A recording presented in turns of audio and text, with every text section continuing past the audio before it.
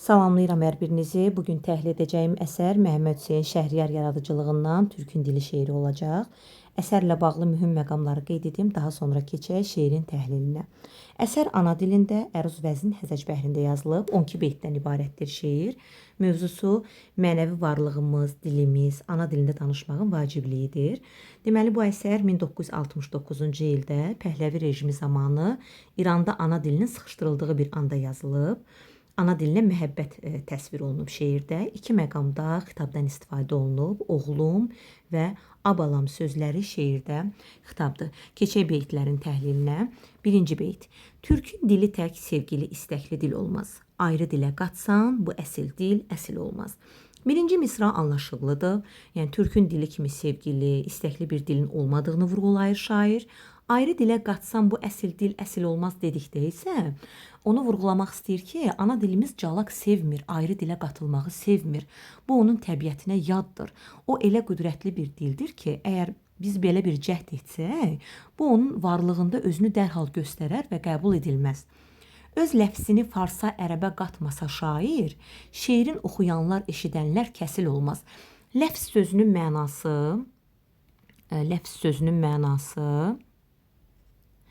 söz dil deməkdir. Öz ləfsini farsa, ərəbə qatmasa şair deyəndə nəzərdə tutur ki, əgər türkün dilinə ərəb fars sözləri qatılmasa, hər kəsi üçün anlaşıqlı, insanları yormayan bir dil olar. Kəsil olmaz. Kəsil sözünün mənası yorucu deməkdir. Kəsil olmaz deyəndə, yəni yormayan bir dil olmaz, yorucu bir dil olmaz nəzərdə tutur. Əgər deyir, türkün dilinə ərəb fars sözləri qatılmasa, hər kəsi üçün anlaşıqlı olar və insanları yormaz.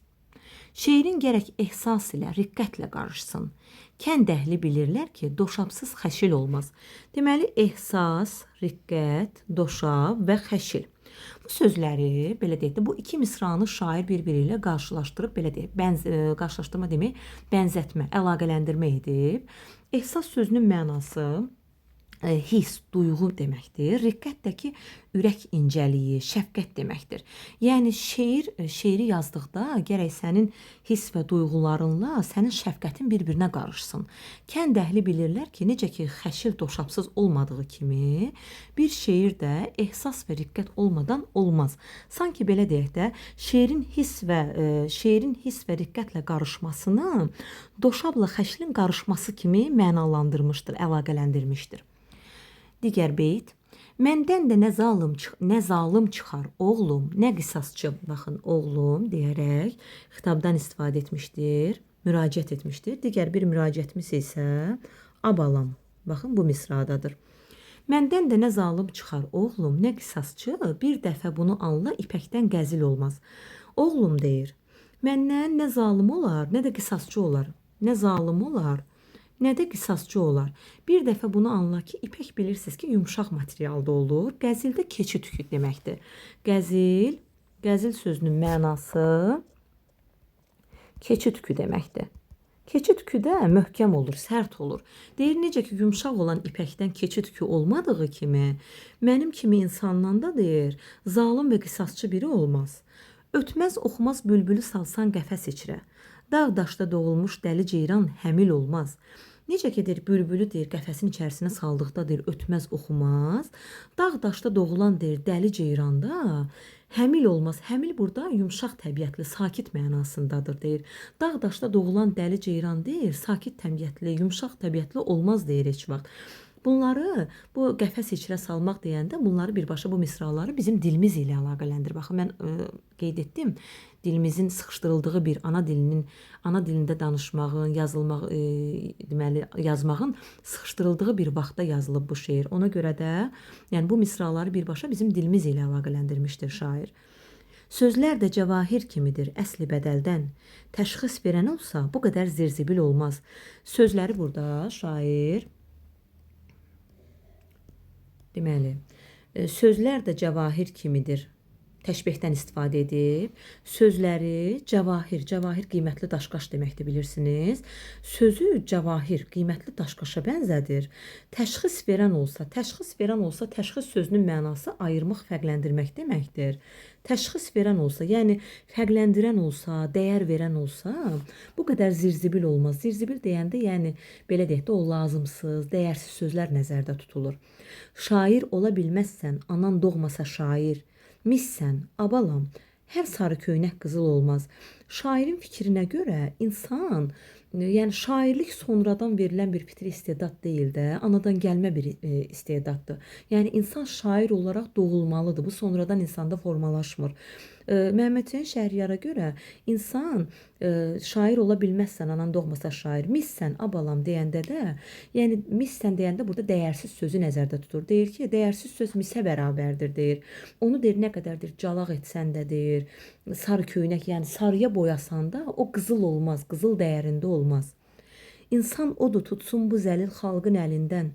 Allahı sevərsənsə bu insan zəlil olmaz. İnsan odur deyəndə burada insan odur demək istəyir şair. Yəni belə deyək də, bir növ insanlığın meyarını qoyur ki, insan necə olmalıdır. İnsan odur, tutsun bu zəlil. Mən o insana insan deyirəm ki, zəlil xalqın, yəni yazıq, fağır xalqın əlindən tutsun. Və Allahı sevirsənsə, insanın ürəyində Allah sevgisi varsa, bu insanlar zəlil olmaz. Millət qəmi olsa bu çocuklar çöpə dönməz. Ərbablarımızdan da qarınlar təbil olmaz. Millət qəmi olsa deyəndə o nəzərdə tutur ki, yəni millət qəm çəkən olsa, qəm çəkməyi bacaran olsa deyir. Millət qəmi çəkənin olmadığı, xalqın zəlil olduğu, uşaqların aclıqdan çöpə döndüyü, ərbabların yeməkdən qarınların təbil kimi olduğunu vurğulayıb bu misralarda. Ərbablarımızdan da deyir ki, millət deyir qəm çəkən olsa deyir, çocuklarımız deyir çöpə dönməz. Ərbablarımızdan da qarınlar təbil olmaz deyəndə, yəni ərbablarımızın da qarınları yeməkdən təbil kimi nağaraya dönməz deyir. Fars şairi çox sözlərini bizdən aparmış. Sabir kimi bir süfrəli şair paxıl olmaz. Deməli, farslar çox sözlərini Azərbaycanlılardan aparıb. Məşhur satirik şairimiz Sabirin adını çəkir şair.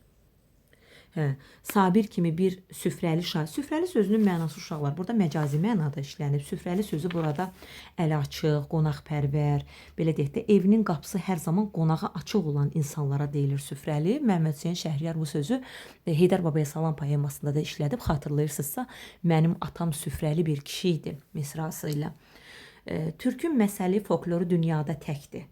Xan yorğanı kənd içinə məsəldir, mitil olmaz. Yenə də Türkün məsəlinin, folklorunun dünyada tək olduğu, yeganə olduğunu vurğulayır şair.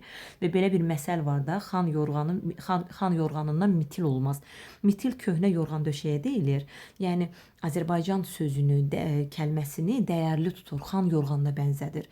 O xan yorğanıdır, ondan heç vaxt mitil olmaz. Bu Şəhriyarın təbi kimi çinməli çeşmə, Kövsər ola bilsə, demirəm, səlsəbil olmaz. Şəhriyar son beytdə adını çəkir, özünə müraciət etmir. Şəhriyar öz təbini, çinməli çeşmə, yəni belə deyək də, o hər kəsin faydalandığı bir bulağa bənzədir. Kövsər ola bilsə, demirəm, səlsəbil olmaz.